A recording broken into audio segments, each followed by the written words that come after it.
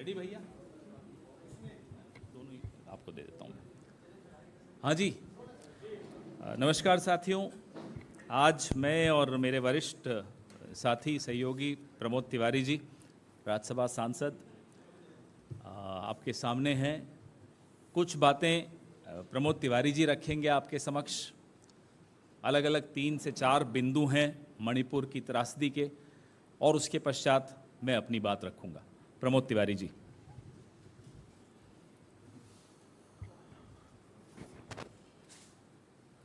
नमस्कार साथियों। सामान्यतः एक विषय होता है और उस पर हम आप बात कर लेते हैं, परंतु आज एक ऐसा विषय है कि जिसके मन में जरा भी महिलाओं के लिए, नारी शक्ति के लिए थोड़ा भी सम्मान होगा तो जो कुछ मणिपुर में हुआ है उससे बीभत्स, उससे देश का सर झुकाने वाला पूर्वोत्तर जल रहा है पीड़ा से, देश जल रहा है पीड़ा से। ऐसी हृदय विदारक घटना शायद नहीं हुई है। और जब मैं आपको संबोधित कर रहा हूं तो मेरे मन में एक पीड़ा है कि हमारे आदरणीय प्रधानमंत्री जी 2 बार तो मेरी जानकारी में विदेश उस घटना के बाद हो आए हैं। वहाँ की पार्लियामेंट्स में भी सवाल पूछा गया मणिपुर के बारे में, चिंता तब तक ये घटना नहीं आई थी। लेकिन प्रधानमंत्री जी समय नहीं निकाल पाए, या उनको ऐसा लगता है कि ये इतनी महत्वपूर्ण नहीं कि वो नहीं गए मणिपुर। अरे मणिपुर तो छोड़िए, मणिपुर का नाम भी नहीं लिया उन्होंने, जबकि मई से मणिपुर जल रहा है। तो क्या मणिपुर देश का हिस्सा है कि नहीं? खुद प्रधानमंत्री जी का भाषण होता था कि हमने आपके साथ, पूर्वोत्तर राज्यों के साथ बड़ा सौतेला व्यवहार होता रहा। उन्हीं के भाषण हैं। तो क्या अब मणिपुर का हिस्सा भारत है? एक चीज इसमें जरूर जोड़ दूं, किसी नारी के साथ, किसी महिला के साथ हो, जिस ढंग से हो कि उसे खींच लिया जाए, सार्वजनिक रूप से बलात्कार हो, निर्वस्त्र करके उसे नोचा घसीटा जाए। और मैं एक चीज जोड़ रहा हूं, फिर मैं दोहरा दूं, हर महिला का सम्मान बराबर है। लेकिन जब वो महिला किसी भारतीय सेना के उस जवान के साथ हो जिसने कारगिल की रक्षा की हो, जिसने श्रीलंका में जाकर भारत का मान बढ़ाया हो, तो उस महिला के प्रति अगर हृदय में भाव है, और उसकी एक लाइन जो मुझे चुभ गई, पीड़ा दे गई, कि मैंने कारगिल तो बचा लिया पर अपनी पत्नी, अपने बच्चे, अपना गांव नहीं बचा पाया। ये बात बहुत दूर तक छूती है हमको। मैं इतना जरूर कहूंगा, ये लगभग 4 मई की घटना है। 21 जून को FIR है।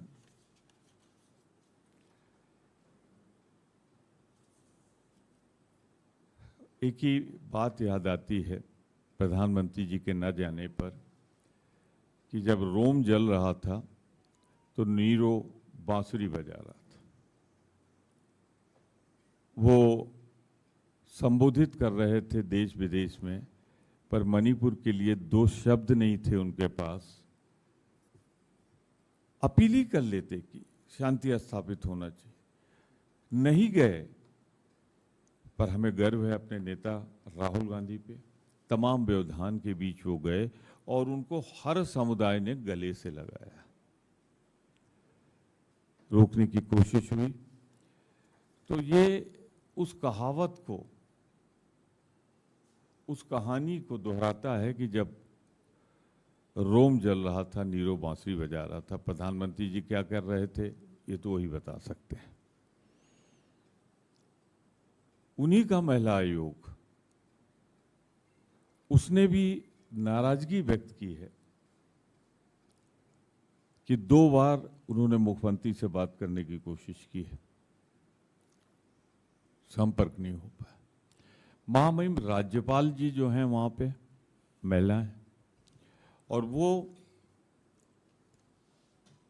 भी चिंता व्यक्त कर चुकी हैं। सारी स्थितियां जैसे नियंत्रण से बाहर जा चुकी हैं।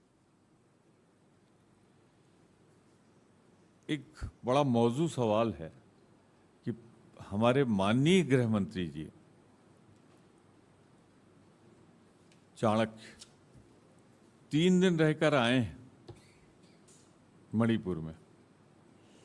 उनका कहना है सबसे उन्होंने वार्ता कर ली, परंतु इस घटना का या तो उनको जानकारी नहीं दी गई, और अगर जानकारी दी गई तो देश में उन्होंने जानकारी नहीं दी।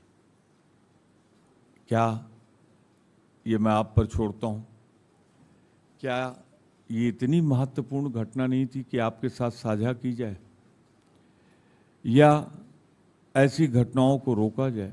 और उनसे भी आगे बड़े मियाँ तो बड़े मियाँ, छोटे मियाँ सुभान अल्लाह। मुख्यमंत्री कहते हैं कि अभी 80 दिन नहीं बीते। जब उनसे कल सवाल पूछा जाता है तो कहते हैं ऐसी तो सैकड़ों घटनाएं हो चुकी। यानी एवरेज लगाया जाए और 78 दिन को 80 दिन को बांटना जाए, यानी कि हर दिन 1.5 से 2 बार ये घटनाएं हो रही। ये मेरा बयान नहीं है, मुख्यमंत्री का बयान ऑन रिकॉर्ड है। मैं नहीं जानता देश को कहां ले जा रहे हैं। मैं एक बात जरूर कहना चाहता हूं, प्रधानमंत्री जी से बार बार हम सब कहते हैं कि अपील करो, काफ़ी दिन से कहते आ रहे हैं। राहुल जी जब गए तो उसके बाद से कहते आ रहे हैं कि आप जाइए, आप अपील करिए, लेकिन वो बोलने का समय कौन सा चुनते हैं? जब सुप्रीम कोर्ट 10 बजे स्वतः संज्ञान ले लेता है तो उनका भाषण आता है 11 बजे के आसपास, जब उस सदन में प्रवेश कर रहे थे। भारत का संविधान आर्टिकल 75 ये कहता है कि प्रधानमंत्री और मंत्रिपरिषद सामूहिक रूप से और उत्तरदायी हैं दोनों सदनों के लिए। 75 पर वो शायद संसद की सीढ़ियों से उत्तरदायी है। संसद भवन आते हैं, संसद भवन की सीढ़ी चढ़ते हुए वो आपको तो संबोधित कर देते हैं, पर चंद सीढ़ियों के बाद जो दोनों सदन बैठे हैं उसमें आने की जहमत नहीं फरमाते। और ऐसा नहीं कि उनको निमंत्रण नहीं मिल रहा है, 2 दिन से लगातार हम उनको निमंत्रण दे रहे हैं कि आए प्रधानमंत्री जी, यहाँ से आप अपील करें, आप हमारे विचार भी सुन लें और बताएं देश में क्या हो रहा है। आर्टिकल 75 जो उन पर जिम्मेदारी सौंपता है उसका उल्लंघन है। अब एक बात उसमें भी है, 8 मिनट का भाषण है उनका, क्योंकि सवाल तो आप पूछ ही नहीं सकते। ये सौभाग्य आपको शायद जब वो इंडिया जीतेगा तो उसके बाद आपको मिलेगा। मैं एक बात और कहना चाहता हूं, 8 मिनट की स्पीच में सिर्फ 32 सेकंड मणिपुर का जिक्र है, और वो भी अकेले नहीं। राजस्थान, मणिपुर पे प्रवचन हुआ है। मणिपुर पे नहीं, राजस्थान में, छत्तीसगढ़ में, जहां जहां कांग्रेस मौजूद है। और इस बीभत्स घटना के बारे में तो हमारा प्रबल अनुरोध उनसे था, है और रहेगा कि देश के इतिहास की ये भीषणतम, कलंकित करने वाली, भारत माता का सर शर्म से झुका देने वाली घटना है। प्रधानमंत्री जी, आप कब आएंगे?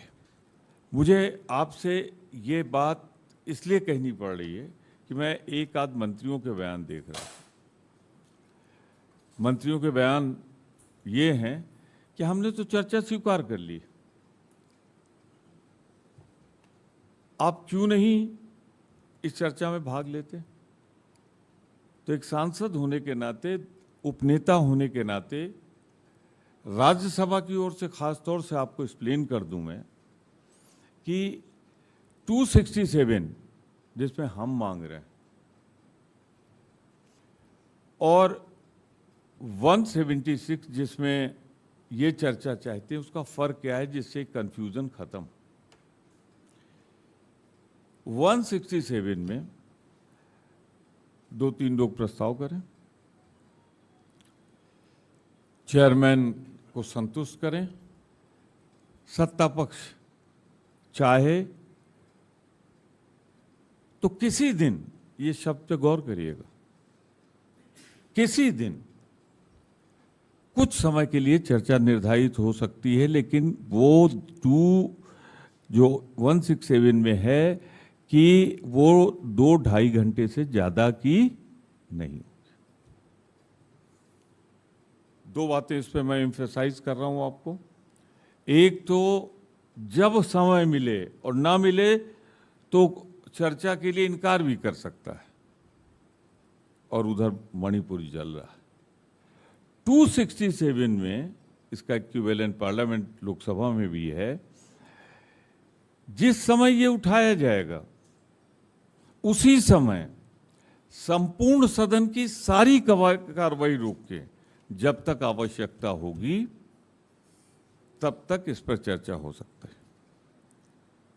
यानी कम से कम वहां पे बैठे होंगे, जितनी पार्टियां हैं सभी होंगी, सभी इस पे बोलना चाह रहे होंगे।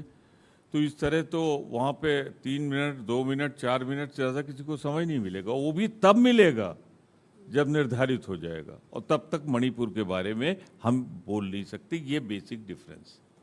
इसमें समय सीमा नहीं निर्धारित होगी, पूरा दिन आपके हवाले है। ये जैसे ही आप उठाएंगे उसी समय चर्चा शुरू हो जाएगी। तो क्या इस बेसिक डिफरेंस को नहीं समझा जाएगा कि मणिपुर में इतनी गंभीरता है कि हमको तत्काल उस पर चर्चा करानी चाहिए? और प्रधानमंत्री से हम आग्रह करेंगे कि प्रधानमंत्री जी आएं और सदन को संबोधित करें। इस मामले में जो सीढ़ियों पे कहा है, अरे वही कह दो यहां भाई। आर्टिकल 75 आपसे कहता है आप बोलिए सीढ़ी पे, सड़क पे बोलिए, अपने घर में बोलिए, लेकिन आर्टिकल 75 कहता है कि मंत्रिपरिषद पूरी तरह सदन के प्रति उत्तरदायी है, जिम्मेदार है। तो आर्टिकल 75 की भावनाओं और शब्दों का उल्लंघन होने वाला है। मुझे नहीं लगता जो ये इंडिया की डिमांड है वो हम नियमों के अनुसार रख रहे हैं, मणिपुर की गंभीरता को देखते हुए रख रहे हैं, और आप टालने के लिए रख रहे हैं। तो मैं 2 बातें एक्सप्लेन करना चाहता था। ये 2 दिन सदन क्यों नहीं चला? अरे अगर कल ले लिया होता तो ये चर्चा समाप्त हो जाती ना। आज ले लिया होता तो ये चर्चा समाप्त हो गई होती ना। याद प्रधानमंत्री जी को देश के गम गुस्से का अंदाजा नहीं है, दुख का अंदाजा नहीं। मैं थोड़ा व्यक्तिगत होते हुए कहना चाहता हूं, शायद यहाँ जितने लोग बैठे हैं उनकी भी आत्मा कांपी होगी जब वो वीडियो देखा होगा आपने अपने भारत देश के लिए। तो क्या वो उसी समय नहीं हो सकती? बेसिक, फिर मैं दोहरा के कह रहा हूं, at the cost of repetition, क्या मणिपुर की भीषणता बीभत्सता देखते हुए तत्काल चर्चा होनी चाहिए, जो हम मांग कर रहे हैं।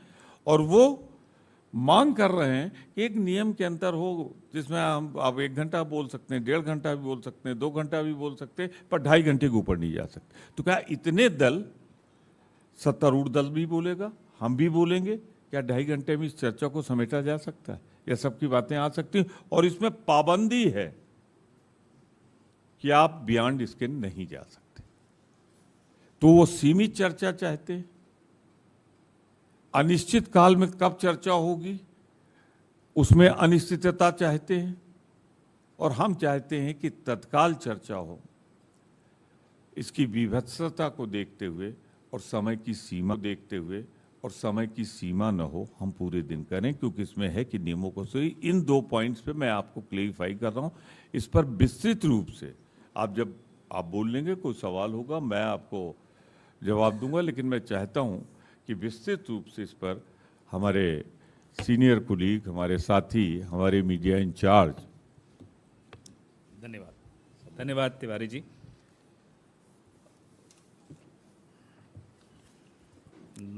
आमतौर पर हमारी महिला नेत्रियां इस मुद्दे पर ज़्यादा प्रखर होती हैं, तो आज ये हमने तय किया कि हम में से कोई भी सहज नहीं हो पाया जब से ये वीडियो हम लोगों ने देखा। पुरुष हो या महिला, बात महिला पुरुष की नहीं है, बात मानवता की है, बात भारतीयता की है।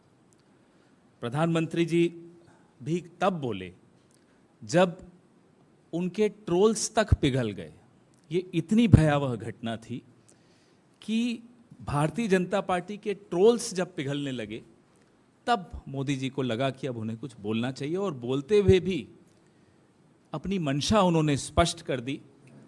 बात मणिपुर की, लेकिन अपने ट्रोल्स को इशारा कर दिया कि राजस्थान और छत्तीसगढ़ की दिशा में अब बात करना शुरू करी। और कल से आपने देखा उन्होंने शुरू की भी। माफ़ कीजिएगा प्रधानमंत्री जी, न राजस्थान के मुख्यमंत्री अशोक गहलोत जी, न छत्तीसगढ़ के मुख्यमंत्री भूपेश बघेल जी इतने निर्लज हैं कि इस तरह की कायराना बात वो करेंगे। घंटों में गिरफ्तारियां होती हैं इन दोनों राज्यों में।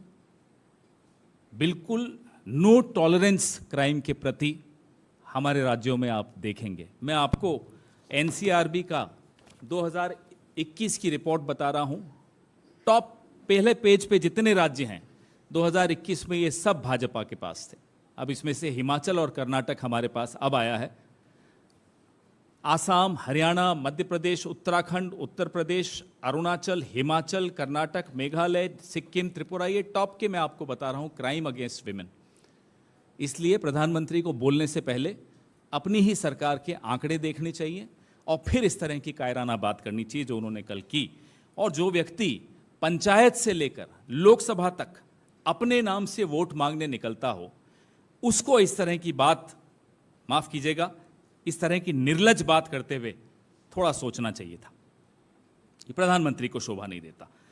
आपके अपने मणिपुर के जो मुख्यमंत्री हैं भाजपा के, ये डबल इंजन का जो एक इंजन है, उनकी जो टिप्पणी आई वो और चौंका देने वाली थी कि ऐसे तो सैकड़ों किस्से हुए हैं हमारे यहाँ, तो ऐसे सैकड़ों वारदातें हुई हैं, इसीलिए इंटरनेट बंद कर दिया था। आप सोचिए साथियों, एक वायरल वीडियो ने स्मृति ईरानी को याद दिला दिया कि वो महिला और बाल कल्याण मंत्री हैं। एक वायरल वीडियो ने ट्रोल्स को पिघला दिया, प्रधानमंत्री को बोलने पर मजबूर किया, भले उन्होंने 36 सेकंड बोला हो और भले ही उसमें भी वो राजनीति खेल गए हो, लेकिन एक वायरल वीडियो क्या क्या कर सकता है। आप सोचिए जिस दिन ये मीडिया प्रधानमंत्री को आईना दिखाना शुरू कर देगा, इस सरकार को आईना दिखाना शुरू कर देगा, आप सोचिए क्या होने वाला है। हम तो उस दिन की इंतजार कर रहे हैं। वाजपेयी जी ने 2002 में इन्हें राजधर्म का स्मरण दिलाया था। आज इन्हें फिर से राजधर्म का स्मरण हम दिलाते हैं। इनके मुख्यमंत्री को राजधर्म का स्मरण इन्हें दिलाना चाहिए। और इनकी राज्यपाल, आज उनका इंटरव्यू में देख रहा था, राज्यपाल अब जाकर डीजीपी को की खिंचाई कर रही हैं। साहब, ये पीस कमेटी की चेयरपर्सन है राज्यपाल। She is the chairperson of the of the peace committee of Manipur. अब जाकर एक वायरल वीडियो के पश्चात राज्यपाल का जमीर जागा। राज्यपाल अब कह रही हैं कि डीजीपी ने गलत किया, और रिपोर्ट्स आपके सामने हैं। आप ही के मीडिया से ये रिपोर्ट्स मिली कि उन महिलाओं को पुलिस ने भीड़ को सौंप दिया था। राज्यपाल महोदया, तब आपने क्यों नहीं डीजीपी को तलब किया? 4 मई, जैसा कि तिवारी जी बता रहे थे भी आपको, 4 मई से 19 जुलाई तक जमीर सोया हुआ था आपका। प्रधानमंत्री को मालूम नहीं था? अगर मालूम नहीं था तो किस तरह के प्रधानमंत्री हैं आप? और मालूम था फिर भी चुप रहे, तो फिर पूछता हूं मैं आपसे, किस तरह के प्रधानमंत्री हैं आप? दोनों ही स्थितियों में आप ये जवाब दीजिए, क्या इस देश को ऐसा प्रधानमंत्री चाहिए? आइए नेशनल कमीशन ऑफ विमेन पर, राष्ट्रीय महिला आयोग पर, जो विरोधी दल को तुरंत मिनटों में नोटिस देती हैं, उनके पास 2 शिकायतें गई मणिपुर की इस वारदात की। 2 शिकायतों के बाद भी एक्नॉलेजमेंट नहीं गई, पावती तक नहीं दी। रेखा शर्मा जी जो है वहां की चेयरपर्सन, उन्होंने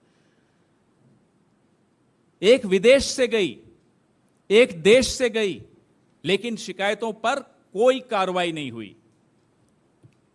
यह तीसरा राजधर्म का मैं आपको उदाहरण दे रहा हूं। अगर किसी ने राजधर्म का यहां पालन किया तो विपक्ष ने किया। राहुल गांधी अगर वहां जाकर खड़े हो सकते थे तो क्या नरेंद्र मोदी नहीं जा सकते थे? वोट मांगने तो चले जाते हैं। जब आप वोट मांगने जा सकते हो, पूरी लफ्फाजी करते हो वहां जाकर, वहां आप क्या खड़े होकर लोगों को जुड़ने की अपील नहीं कर सकते थे? और you don't have the confidence that you have any moral authority left. आपको लगता ही नहीं है आपके पास कोई नैतिक बल बचा है कि आप इस तरह की अपील कर सकें।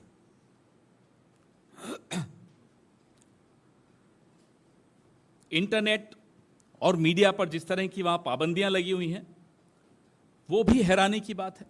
अब अगर इस देश को उम्मीद किसी से है तो माननीय राष्ट्रपति जी द्रौपदी मुर्मू जी से है, जिन्होंने संघर्ष का रास्ता तय करके यहां तक पहुंची, इस मुकाम तक पहुंची। आप, कम से कम आपसे यह उम्मीद है राष्ट्रपति जी कि आप अपनी जो संविधान में निहित आपकी जो शक्तियां हैं उनका उपयोग करिए, और ऐसी सरकार जो मणिपुर में है, जो इसलिए दुखी है कि ये वीडियो वायरल क्यों हो गया, इसलिए नहीं दुखी कि वहां ऐसे सैकड़ों केसेस हुए हैं, उस पर कोई दुख नहीं उन्हें। उस सरकार को आप डिसमिस कीजिए। जैसा कि तिवारी जी ने कहा, हमारी जो मांग है वो बड़ी स्पष्ट है। संसद में प्रधानमंत्री विस्तृत एक स्टेटमेंट अंदर दीजिए, सीढ़ियां चढ़ के। साहब थोड़ा सा जहमत उठाइए। हवाई जहाज में तो बड़ा दौड़ते दौड़ते सीढ़ियां चढ़ते हो जब बाहर जाना होता है, जब लौटते हैं तो धीरे धीरे उतरते हो। बड़ा दुख होता है आपको हिंदुस्तान लौटते हुए। 4 सीढ़ियां तय कर लीजिए, वो सफर तय कर लीजिए, पार्लियामेंट के भीतर से जाकर बोलिए, इसमें आपको क्यों शर्म आ रही है? इन्हें शिकायत है कि राहुल गांधी वहां क्यों गए। शर्म करो, गए तो आपने तो वहां जाना भी उचित नहीं समझा। एक व्यक्ति है जो राजधर्म निभा रहा है, वो है विपक्ष का धर्म निभा रहा है, वो है राहुल गांधी। तो अब इस तरह की जो हल्की राजनीति है प्रधानमंत्री को शोभा नहीं देती, उनकी सरकार को, उनके ट्रोल आर्मी को, पूरी सरकार ही एक तरह से ट्रोल आर्मी बनी हुई है, इनको नहीं देती। इन्हें चाहिए कि अब वो अपनी ये रिवायत बदलें और प्रधानमंत्री इस पर जवाब दें। और नेशनल कमीशन फॉर विमेन ने इतना समय क्यों लगाया, उनके खिलाफ प्रधानमंत्री क्या कार्रवाई करेंगे, वह भी हमें बताएं। वीरेंद्र सिंह, जो रोज उनकी टिप्पणियां जितनी बार आती हैं उतनी बार लोग हैरान हो जाते हैं कि ऐसा व्यक्ति मुख्यमंत्री बना हुआ है, उनके खिलाफ क्या कार्रवाई करेंगे, बताएं। और उपराज्यपाल महोदया, आपका जमीर वापस सो न जाए, हम आपसे सिर्फ इतना ही आग्रह करते हैं। आपके सवाल।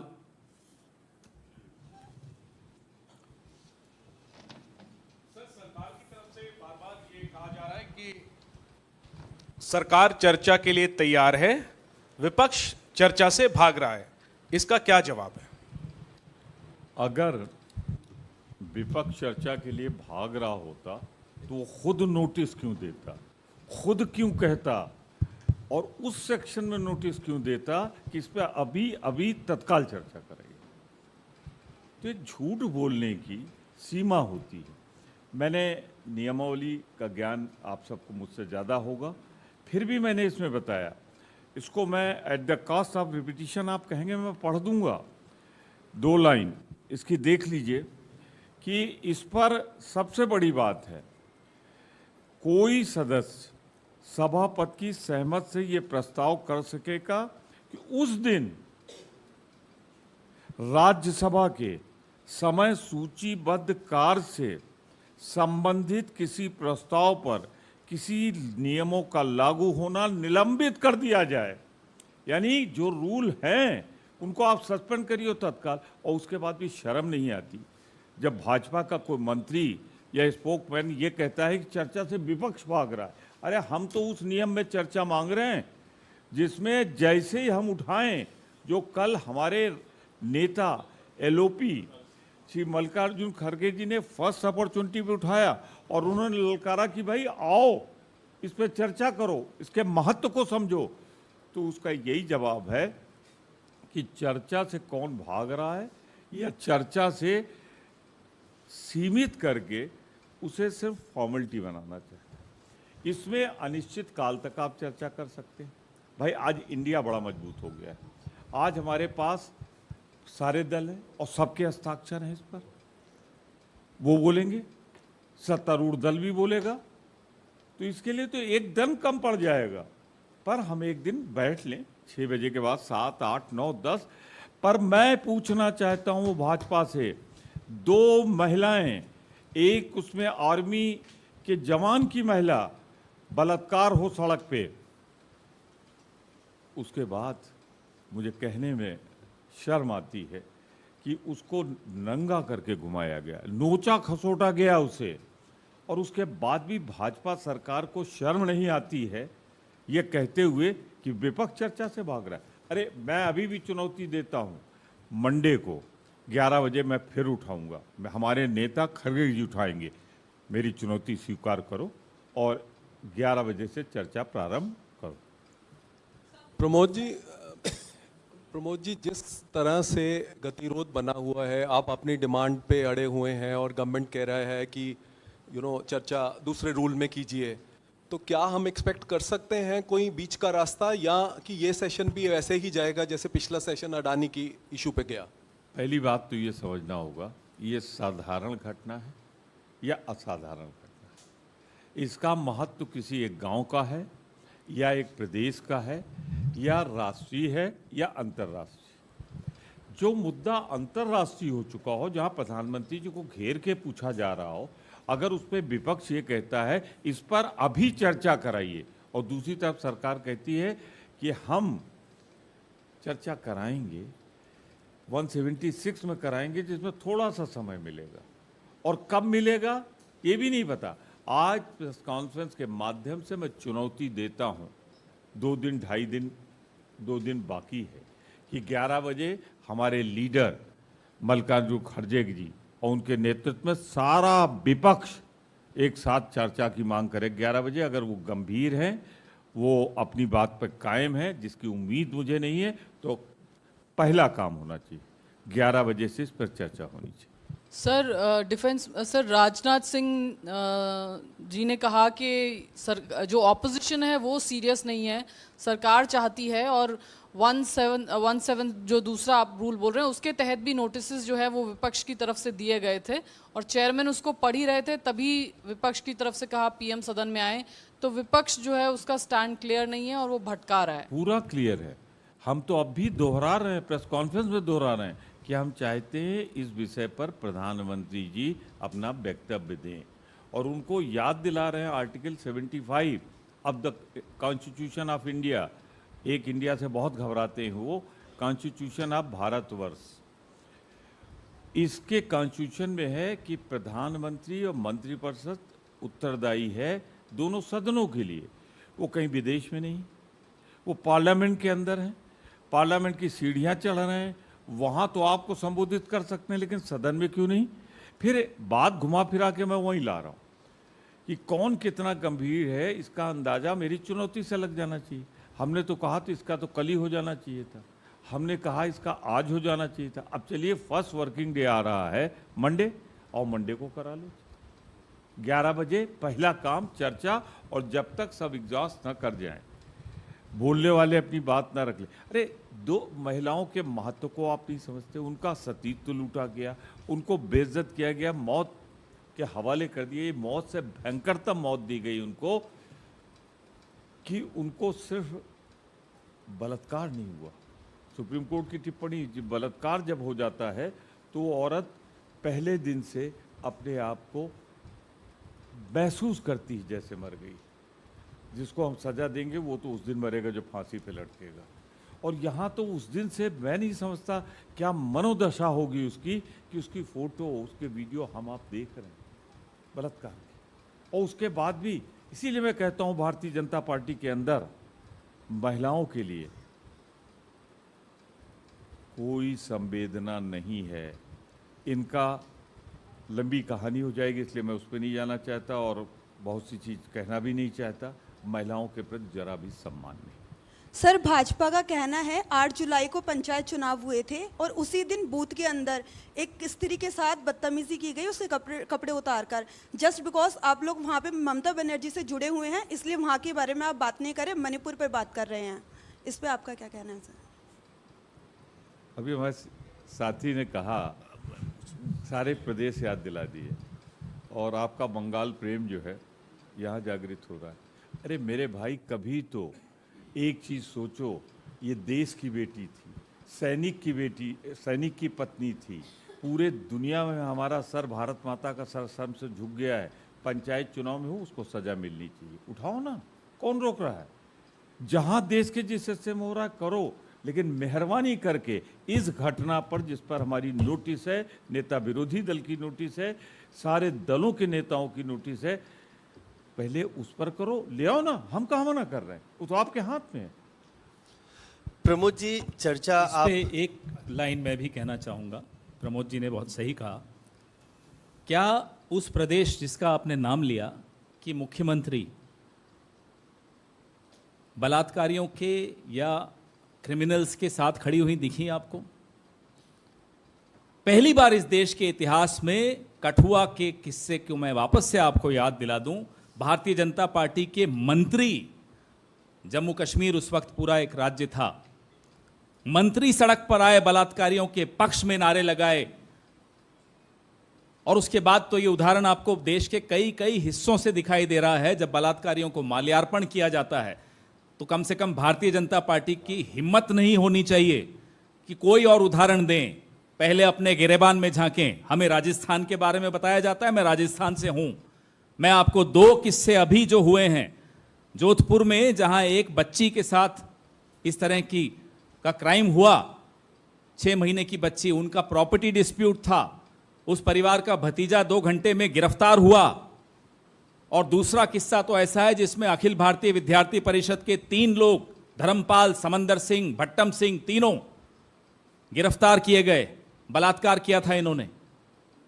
तो इनको बोलिए कि अगर ये इस तरह से उदाहरण देने पर आएंगे तो हम इनका पूरा कच्चा चिट्ठा रोज प्रेस वार्ता कर करके सामने, फिर बोलते हैं, देखते हैं प्रधानमंत्री जी संसद के बाहर से भी बोलना बंद कर देंगे। अंदर जाने की तो हिम्मत अभी गंवा बैठे हैं तिवारी जी, जैसा बता रहे हैं आपको। प्रमोद तिवारी जी, आपको दर्शन नहीं होंगे फिर मोदी जी के, अगर हम यहां रोज उनके किस्से सुनाना शुरू कर दें भारतीय जनता पार्टी के। तो इसलिए इस तरह के उदाहरण उनको कहिए अब देना बंद कीजिए। अब 9 साल इन्होंने बिता दिए इस तरह के उदाहरण दे देकर, जिसको अंग्रेजी में वॉट अबाउटरी कहते हैं।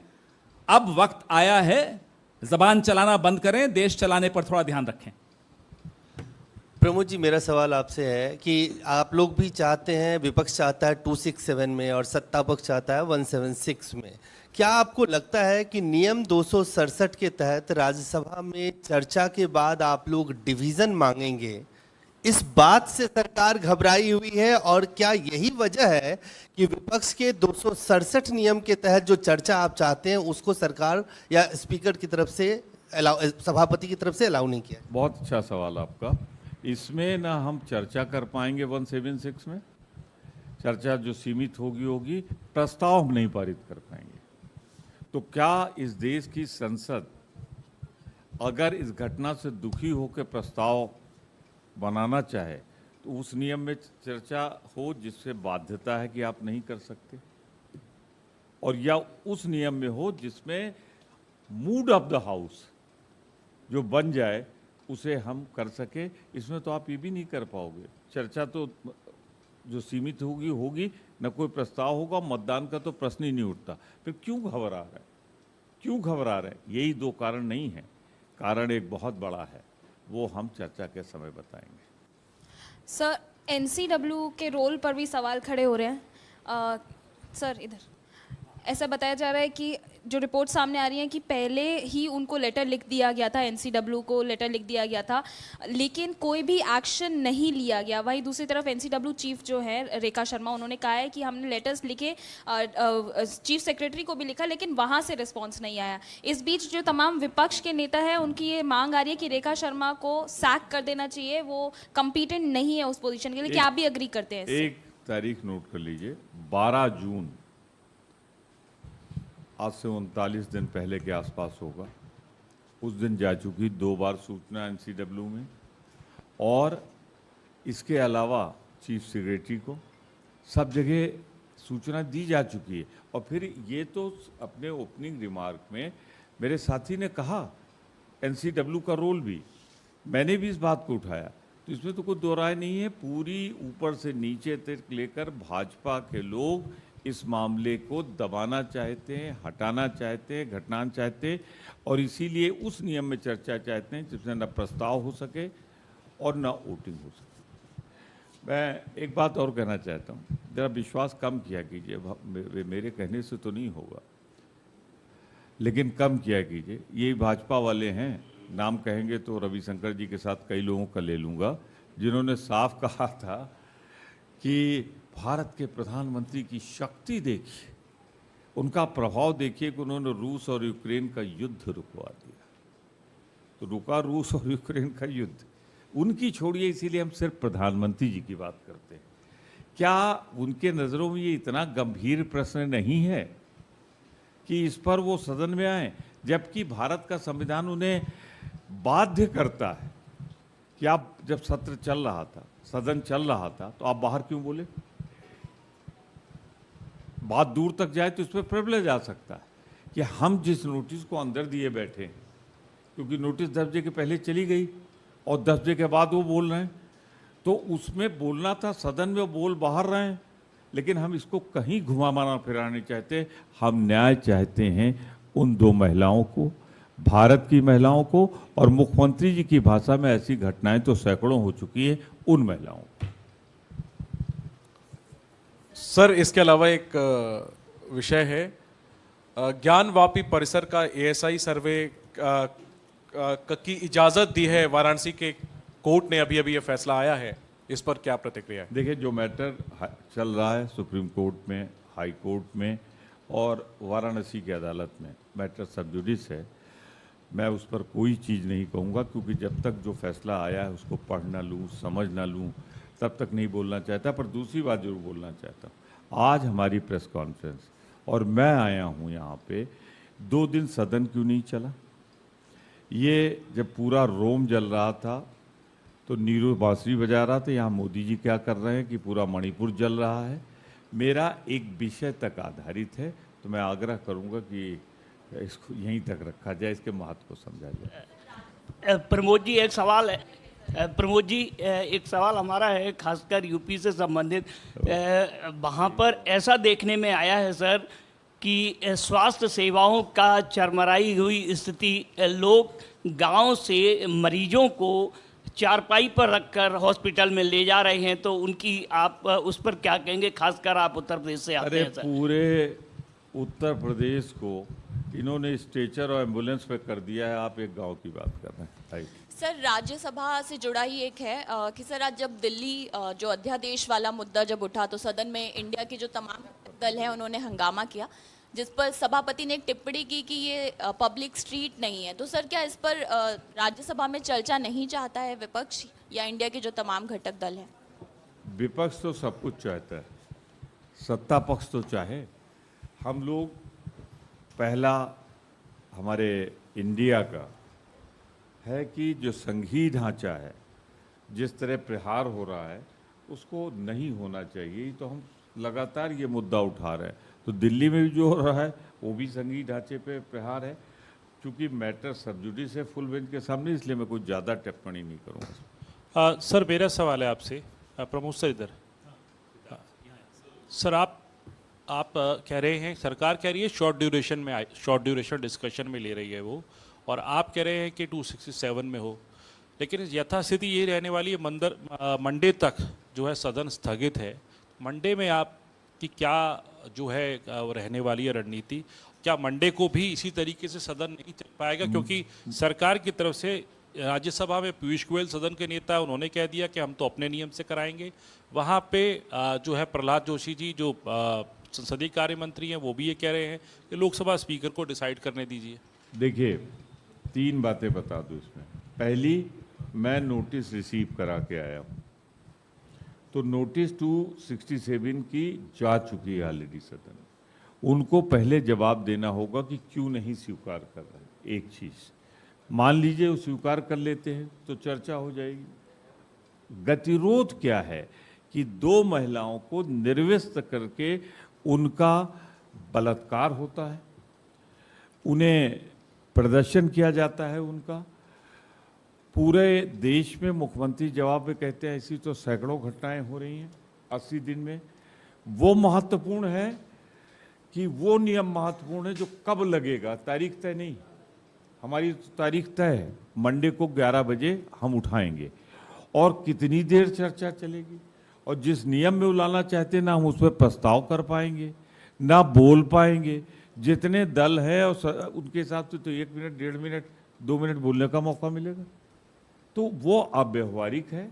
मुझे लगता है कि जहां मैं संबोधित कर रहा हूं, अगर आप दृढ़ता के साथ इस मुद्दे को गंभीरता से समझते हुए लेंगे तो नियम के अंतर्गत चर्चा हो जाएगी 267 में। जब एक वीडियो पूरी सरकार को बैकफुट पे लाके प्रधानमंत्री जी के मुंह में जो दही जमा था हटा सकते हैं और वो बोलने को मजबूर हो सकते हैं, तो फिर मुझे लगता है कि उसको स्वीकार कर लेंगे। आप याद करिए, कल के पहले तक जब 10 बजे सुप्रीम कोर्ट का नहीं आ गया था, प्रधानमंत्री जी बोले नहीं थे। सर एक सवाल और पूछना चाहूँगी। सर बीजेपी की एक प्रेस कॉन्फ्रेंस हुई है जिसमें गजेंद्र सिंह शेखावत ने लॉ एंड ऑर्डर सिचुएशन पे सवाल खड़ा किया है राजस्थान के। उन्होंने बोला है कि 17 से 18 क्राइम अगेंस्ट वुमेन हर रोज़ रिपोर्ट हो रहे हैं, 5 से 7 जो है मर्डर्स हो रहे हैं, तो सुनामी है एक ये क्राइम की जो राजस्थान में चल रही है। ये गजेंद्र सिंह जी कौन से, राजस्थान वाले या भारत के मंत्रिपरिषद वाले? संजीवनी वाले। आपसे सिर्फ इतना कहना चाहता हूं मैं कि उन्हें सिर्फ वही दिख रहा है जहां इस देश का एक ईमानदार, श्रेष्ठतम, वरिष्ठतम मुख्यमंत्री है। उन्हें मणिपुर नहीं दिख रहा है, जहां पे लड़कियों के साथ, महिलाओं के साथ, वो भी एक आर्मी पर्सनल की वाइफ के साथ। तो मुझे तो शक होता है आप किस गजेंद्र सिंह से मिलके आई। ये जो गजेंद्र सिंह जी ने कहा, मैं फिर से वो आंकड़ा आपके माध्यम से गजेंद्र सिंह जी को भेजना चाहता हूँ। हो सकता है वो इस आपकी तरफ से कंधा आप लोगों का इस्तेमाल कर रहे हो और निशाना आदित्यनाथ जी की तरफ लगा रहे हो, क्योंकि ठाकुर है ना दोनों। उत्तर प्रदेश का क्राइम रिकॉर्ड आपके सामने, ये 5 राज्य, 5 भाजपा के, ये 2021 की एनसीआरबी का डेटा फिर से आपके सामने रख रहा हूँ। राजस्थान की सरकार ने बड़ी मुस्तैदी के साथ गिरफ्तारियां करते हैं, कार्रवाई करते हैं। ये माफ़ कीजिएगा प्रमोद तिवारी जी के राज्य जैसा नहीं है हमारा राज्य।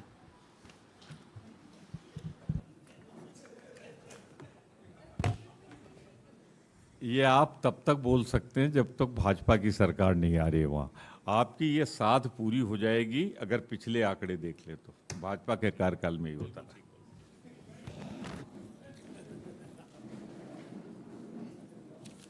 धन्यवाद, थैंक यू वेरी मच।